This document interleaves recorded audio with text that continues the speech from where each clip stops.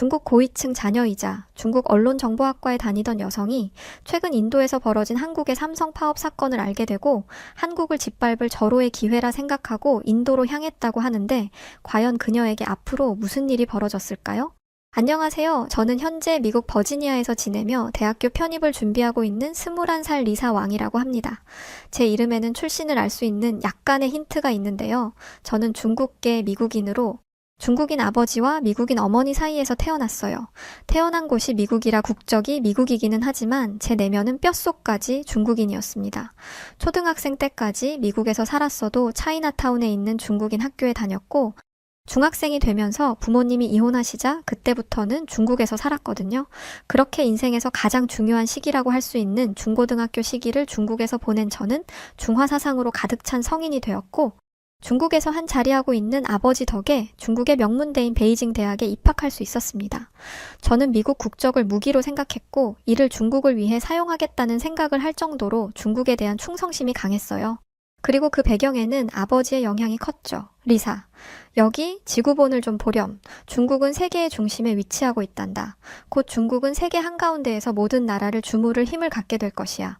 중국의 꿈이 곧 세계의 꿈이 되는 거지. 너무 아름답지 않니? 이 정도 충성심은 있어야 공산당 간부를 하나 보더라고요.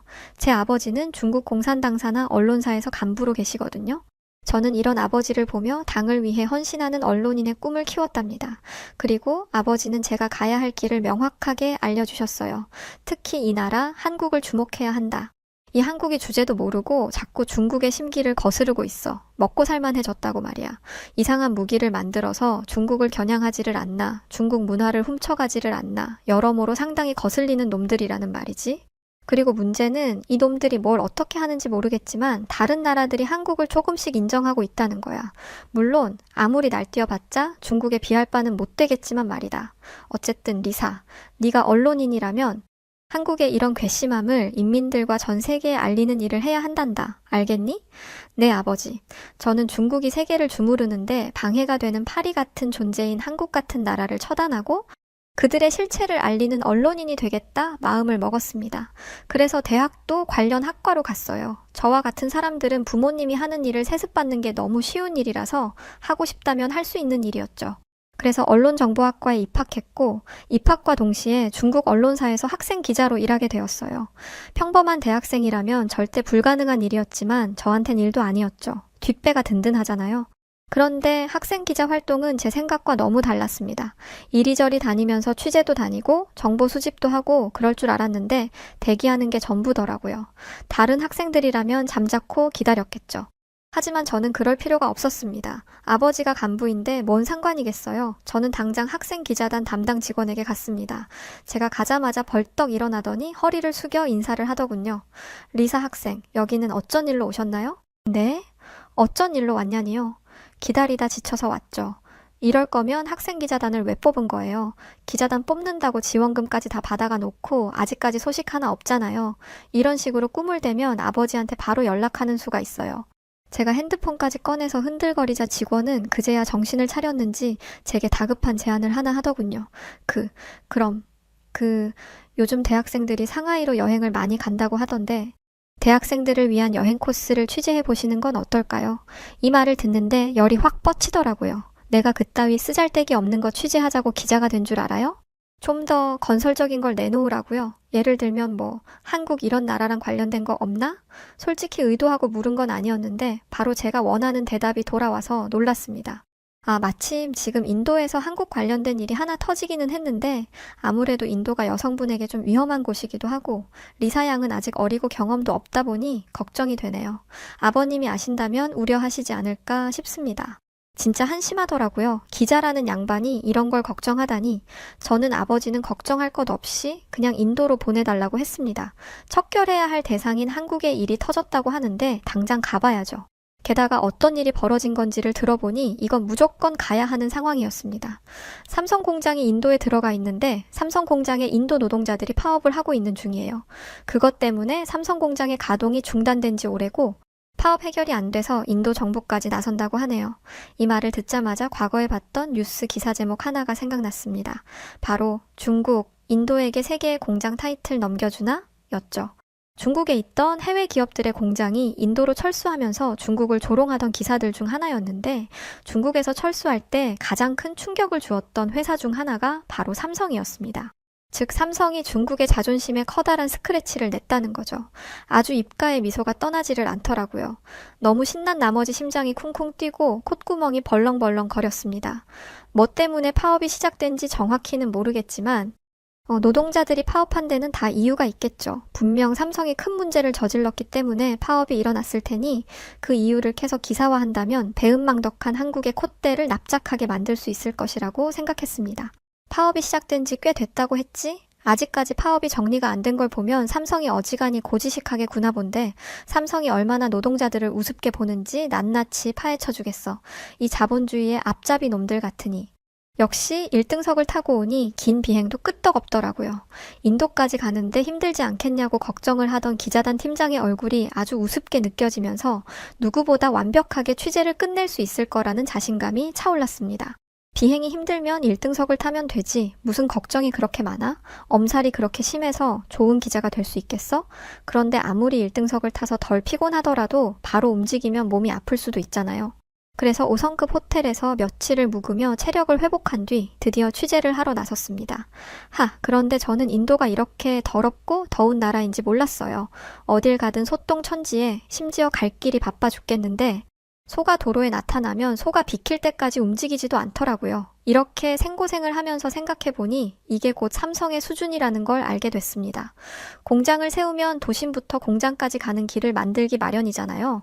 그런데 공장까지 가는 길이 이따위라니 돈이 없어서 공장만 짓고 도로는 못 닦았을 게 분명했습니다. 해외에 공장을 둔 적이 있다길래 그래도 어느 정도 자본이 있는 회사인 줄 알았는데 알만하겠더라고요. 저는 피식피식 웃으면서 똥범벅 그 자체인 길거리와 오물과 뒤섞여 살고 있는 사람들의 모습을 촬영하기 시작했어요. 몇 시간 동안 비포장 도로를 달려 드디어 도착한 삼성 공장은 생각보다 괜찮았습니다. 하지만 원래 숨기고 싶은 게 많을수록 겉을 화려하게 치장하기 마련이잖아요. 제 눈에 삼성이 딱 그렇게 보였어요. 냄새나는 마차에서 내려 돈을 던지듯이 지불하고 공장 쪽으로 조심스럽게 다가가니 파업 중인 것으로 보이는 노동자들이 천막 아래에서 진을 치고 앉아 있었습니다. 그런데 제가 오면서 본 사람들과는 행사액이 좀 다르더라고요. 오면서 본 사람들은 제대로 된 옷도 입지 못하고 있었고 빼빼 말라 있었는데, 파업 중인 것으로 보이는 사람들은 삼성이라고 적힌 유니폼을 입고 있었는데 해진 곳 하나 없이 깨끗했고 원단도 빳빳하니 좋아 보였습니다. 다들 잘 먹었는지 영양 상태도 좋아 보였고요. 이렇게 잘 가꾸고 깨끗한 사람들은 5성급 호텔에서밖에 보지 못했는데 이런 이들을 파업 현장에서 만나다니 살짝 당황스럽기는 했습니다.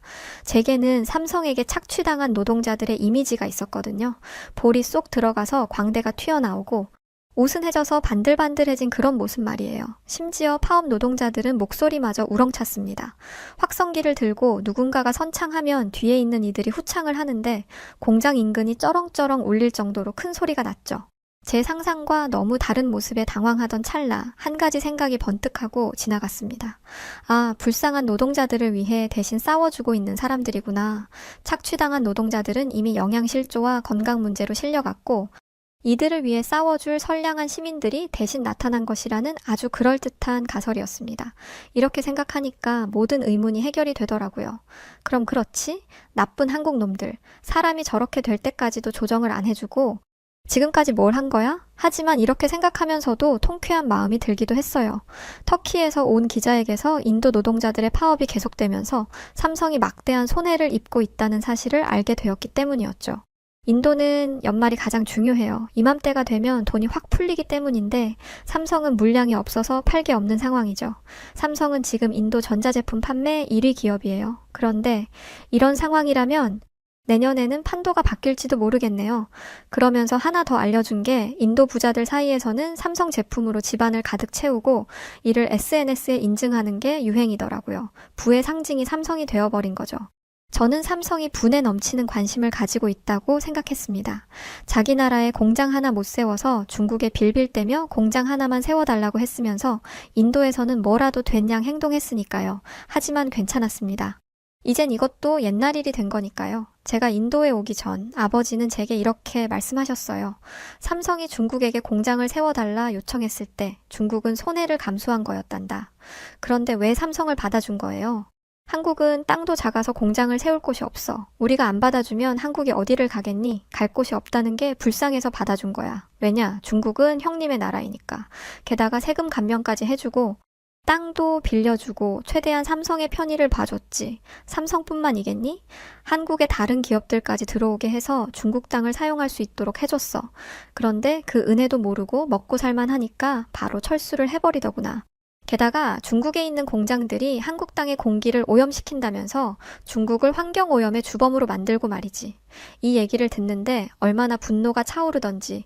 그런데 인도에 와서 보니까 속이 다 시원하더라고요. 저는 아버지에게 들었던 이 내용과 삼성이 인도 노동자들에게 행동한 끔찍한 일들을 엮어서 기사로 만들기로 생각했습니다.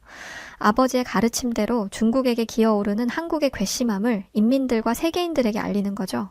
정말이지 성공적인 기자 데뷔가 될 것이라고 믿어 의심치 않았어요. 저는 인도 노동자들에게 가서 파업의 이유를 들었습니다. 듣다 보니 아주 가관이더라고요. 삼성 직원들은 노동자들을 사람으로 보지 않는 듯 했습니다. 아니, 이런 악마성은 한국인들의 공통적인 특징이 분명했죠. 회사는 우리한테 15초의 제품을 하나씩 만들어내라고 강요했어요. 우리는 기계가 아니라 사람이에요. 쉬는 시간도 필요하고 가끔은 편안한 곳에서 휴식도 취해야 한다고요. 게다가 일주일에 6일을 일하는 건 너무 과도한 업무예요. 저는 고개를 끄덕이면서 노동자의 말을 받아 적었습니다. 15초의 제품을 하나? 이건 미친 짓이잖아요. 노동자는 만약 15초 안에 제품을 만들지 않으면 어떻게 되나요? 라는 제 질문에 침묵으로 대답했습니다. 안 들어도 알겠더군요. 저는 눈물을 참으면서 취재를 마무리했어요. 저 공장에서 얼마나 비인격적인 일들이 이루어졌을지. 가슴이 아프더라고요. 그런데 충격적인 이야기는 이게 끝이 아니었습니다. 제가 취재 중이라는 게 소문이 났는지 3명의 노동자 무리가 저를 찾아왔어요. 이봐요, 기자 양반. 우리 얘기 좀 적어주셔. 당신, 우리가 한 달에 얼마 받는지 압니까? 평균 월급이 300달러요, 300달러. 저는 제 귀를 의심했습니다. 뭐, 300달러? 그걸 누구 코에 붙여? 300달러면 제가 레스토랑에서 밥 한 끼 먹는 돈입니다. 저는 이 돈으로 사람이 살 수 있을 거란 생각은 한 번도 못 해봤어요. 하루에 300달러인 거죠? 무슨 말을 하는 거요? 한 달에 300달러라고. 한 달에 300달러. 일주일에 6일씩 48시간이나 일하고 있지. 이건 엄연한 노동 착취였어요. 사람이 어떻게 한 달에 300달러를 가지고 산단 말이죠. 그런데 삼성의 만행은 이게 다가 아니었습니다. 남들은 우리가 불법으로 파업을 한다고들 하는데 우리는 평등을 위해서 싸우는 거요. 평등을 위해서. 우리가 한 달에 300달러 받을 때 한국인들은 5,358달러를 받고 있어. 무려 22배나 되지. 게다가 일하는 시간은 일주일에 40시간밖에 안 되고 말이야. 이건 엄연한 불평등이야.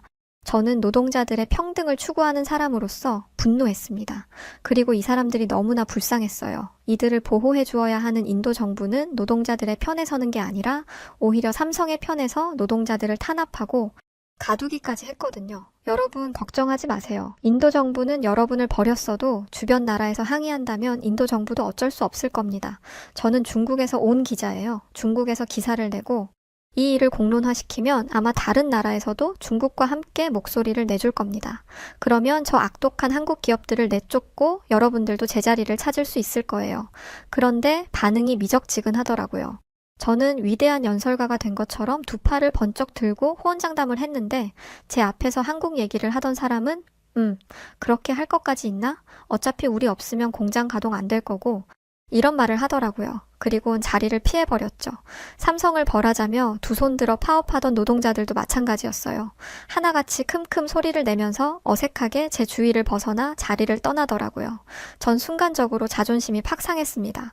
뭐야 얘네? 지금 내가 큰맘 먹고 도와주겠다고 했는데 거절한 거야? 우리 중국이 도와주겠다고 했는데? 내가 기사 적어서 공개하기만 하면 상황을 손바닥 뒤집듯 바꿀 수 있는데? 삼성을 인도에서 바로 내쫓을 수 있을 텐데? 이젠 안쓰럽게 여겨졌던 인도 노동자들도 썩 달갑지 않더라고요. 그래서 생각이 점점 부정적으로 바뀌었습니다. 저런 것들도 직원이라고 쓰다니 한국 수준도 알만하다. 중국에서 철수한 뒤에 간다는 나라가 겨우 이딴 데야? 그리고 인도인들이 일 좀 안 한다고 회사가 휘청거린다니 삼성 사이즈 알만하네. 나쁜 놈들이랑 바보 같은 놈들끼리 잘 만났네. 잘 만났어. 이런 애들끼리 만난 건 오히려 중국한테 잘 된 일이야. 라는 생각을 하면서 말이죠. 저는 이번 기사의 갈피를 잡았습니다. 바로 자본주의 기업의 손을 잡은 국가의 최후였어요. 자본주의가 얼마나 비인간적인 체제이며 이에 의지하는 것이 어떤 결과를 가져오는지를 인민들에게 똑똑히 각인시켜주고자 한 것이었죠. 요즘 중국의 인민들이 미국이나 한국의 자본주의의 모습을 조금씩 따라하는 듯한 태도를 취하고 있거든요. 제 기사를 통해 인민들을 각성시킨다면 아버지에게도 인정받을 수 있고 당에서도 저를 예쁘게 봐줄 게 분명했습니다. 그런 기사를 쓰기 위해서는 전문가의 의견을 인용하는 게 아주 좋은 방법이잖아요. 그래서 저는 전에 만났던 터키 기자를 만나게 되었습니다. 알고 보니 출신이 터키이지 현재는 미국에서 기자 일을 하는 사람이었죠. 자본주의의 앞잡이인 미국인이라는 게 썩 마음에 들지 않았지만 어쨌든 저도 국적은 미국이니까요. 이 점을 앞세워서 접근했더니 아주 술술 불더라고요. 파업 중인 노동자를 취재해 봤는데 삼성이 노동자들을 착취하고 있다는 걸 알게 됐어요. 무스타파 씨도 동의하시죠? 그러나 무스타파는 저와 전혀 다른 생각을 가지고 있었습니다. 착취라니요? 무슨 말씀을 하시는 겁니까? 착취라는 건 법이 정한 테두리 밖에서 이루어지는 과도한 노동을 의미하는 겁니다. 6일 48시간 근로는 인도에서 정한 기준입니다. 그런데 인도 노동자들은 주 5일 35시간을 요구하고 있어요.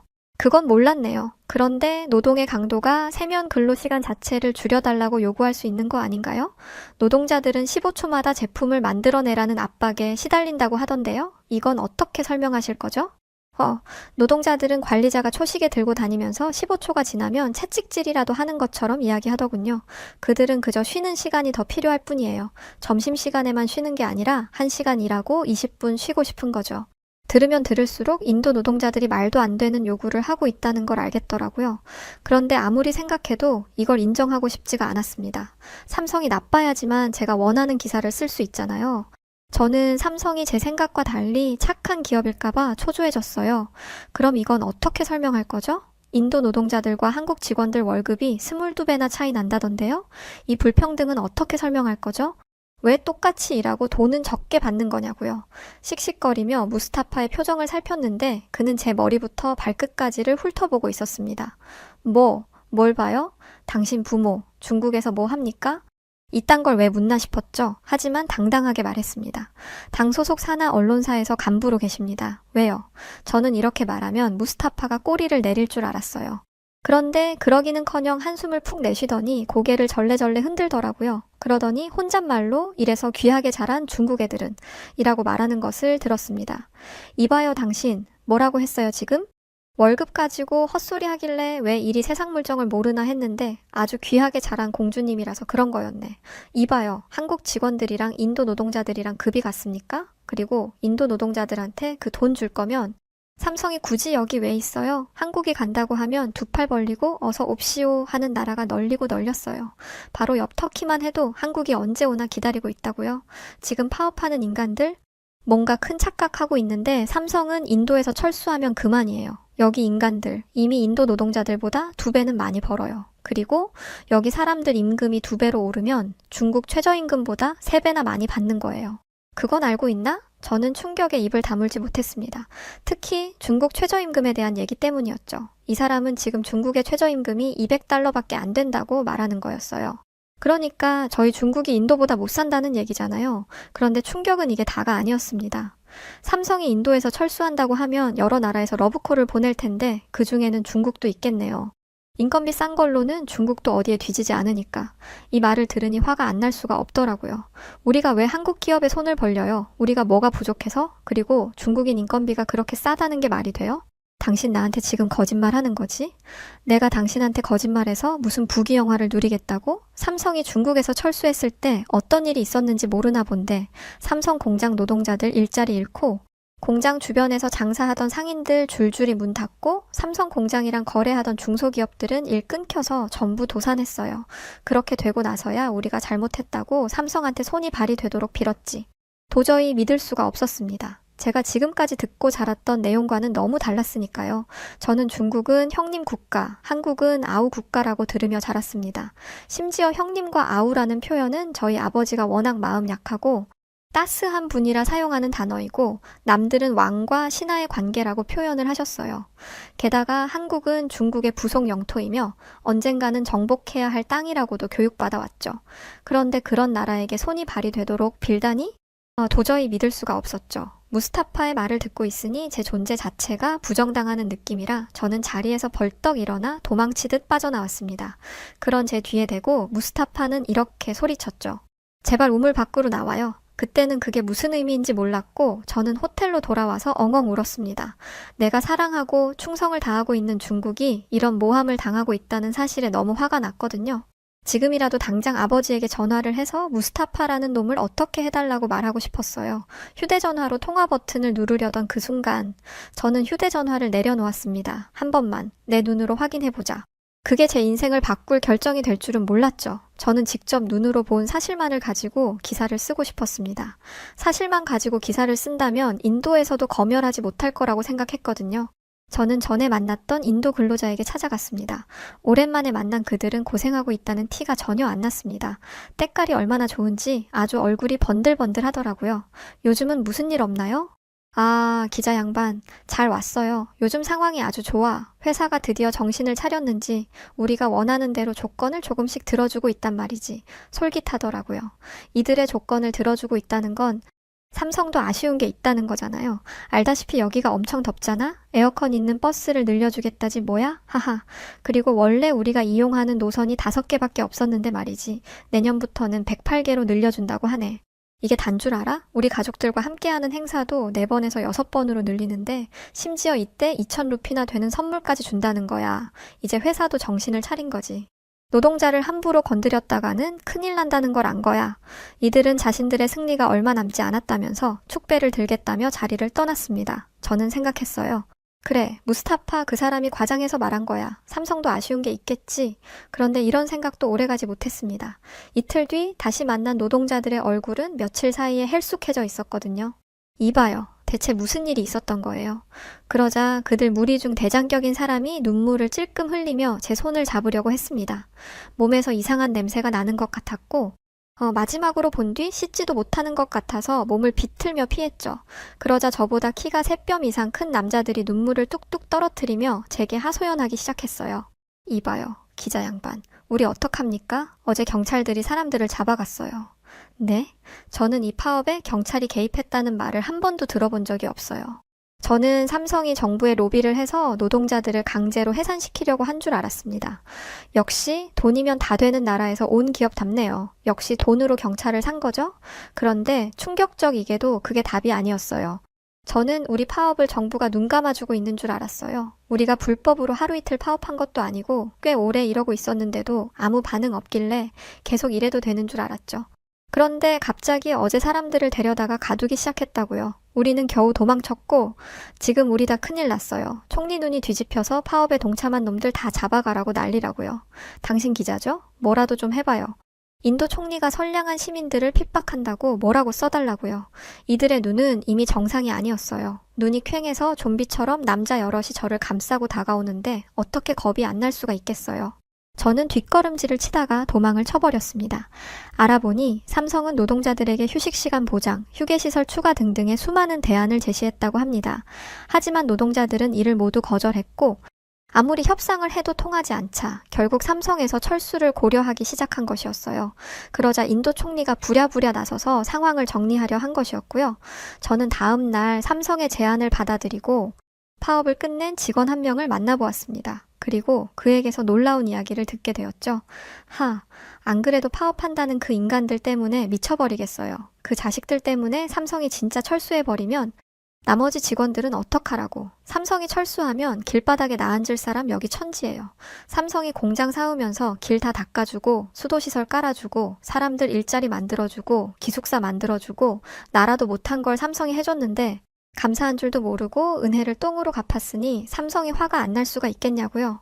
솔직히 다른 나라 기업이었으면 파업 시작하자마자 사람 사서 힘으로 쓸어버렸을 거예요.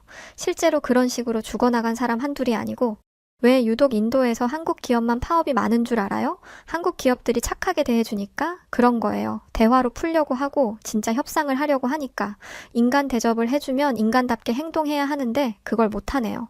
당신은 인도인이잖아요. 같은 인도인을 그렇게 욕해도 되는 건가요? 이봐요. 나는 인도에서 태어났지만 인도는 나한테 아무것도 해준 게 없어요. 그런데 삼성을 만나고 나서부터 내 인생이 바뀌었다고요. 나한테는 삼성이 나라고 국가예요. 알겠어요? 이 얘기 기사로 잘 좀 써줘요. 철수할까봐 불안해서 잠도 못 자고 있는 사람 한둘 아닙니다, 지금. 어떻게 자신의 나라를 부정하고 파업 노동자들이 점거하느라 삥 돌아오느라 보지 못했던 삼성이 닦아놓은 좋은 길이었죠. 저는 호텔로 돌아와서 기사를 썼어요. 하지만 몇 번이고 썼다 지웠다를 반복했죠. 결국 기사를 완성하지 못했습니다. 중국인으로서, 중국의 언론인으로서 써야 하는 기사는 명확했습니다. 하지만 제가 본 것은 그게 아니었어요. 그러나 제가 본 것을 쓴다면 중국에서 엄청난 불이익을 받을 게 분명했습니다. 아버지도 마찬가지일 거고요. 어느 순간 저는 진실을 숨기고 은폐할 생각만 하고 있는 스스로를 바라보게 되었습니다. 잠도 못 자고 하룻밤을 꼬박 사온 저는 다음날 비행기 표를 끊고 미국으로 건너갔어요. 아버지와 이혼 후 오랫동안 보지 못했던 어머니가 계신 버지니아로 말이죠. 저는 어머니가 저를 버렸다고 생각했는데 어머니는 훌쩍 커버린 저를 보고는 자리에 주저앉아 오열하셨습니다. 알고 보니 당 간부인 아버지가 권력으로 저와 어머니 사이의 모든 걸 끊어버렸던 것이더라고요. 저는 이때부터 제가 얼마나 많은 것을 놓치고 살았는지에 대해 알게 되었어요. 특히 한국을 견제하고 밀어내야 하며 미워해야 한다 말씀하셨던 아버지의 말이 모두 열등감에서 비롯된 것이라는 걸 가장 먼저 알게 되었습니다.